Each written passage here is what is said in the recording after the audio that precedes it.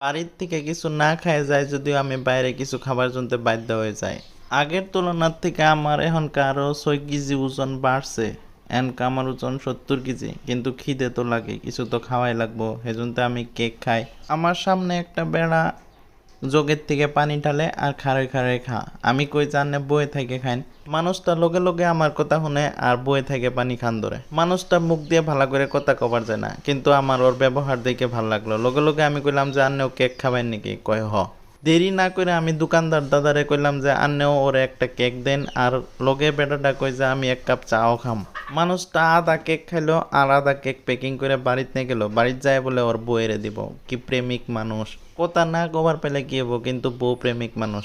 আমার জন্য সানিদুল আর মাহারুদ্দিন sir wait করতে থাকে, তাই আমি লগে লগে আয় পড়ি। আয় দিই যে সানিদুলের জড়িবুটি ডলতাছে। আঙ্গুর কাম খতম হওয়ার পরে আমরা আয় পড়ি, আর আমি ভাবতে থাকি যে যাইতে সময় আমার আজকের পেপারটা নিয়ে যাওয়া লাগবে, কারণ আমার পেপারটা নিয়ে যাওয়া হয় নাই। ইন্ডিপেন্ডেন্স ডের পুরা প্রিপারেশন চলতেছে। সকালে আমি দেখছি যে ইনো ড্রিল প্র্যাকটিস করতেছে ইন্ডিপেন্ডেন্স ডের জন্য, আর আয় আয় আমি পেপার নিয়ে জায়গাটা পাই।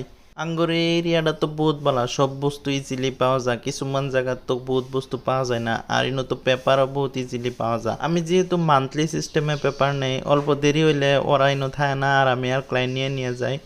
আজকে পেপারও আমি নিজেই নিয়ে গেতেছি, বাইরে দাদারা বই হইছে। প্রাইমারি স্কুল থেকে স্টুডেন্টকে পেপার পড়ানি হ্যাবিট করা লাগে, যেটা নাকি বহুত ভালো হয় আর বহুত বস্তু জানা যা। পেপার নিয়ে বাইরেনির টাইমে একটা চাচা কই তুমি না আমার পেপার নিয়ে গেলে, আমি করলাম যে না, আমারটা আসাম ট্রিবিউন, আন্নেরটা তো অ্যাসামিস পেপার। টাটা হেরিয়ার আর সাফারি অ্যাডভার্টাইজ থেকে আজকে ব্লগ ইন শেষ।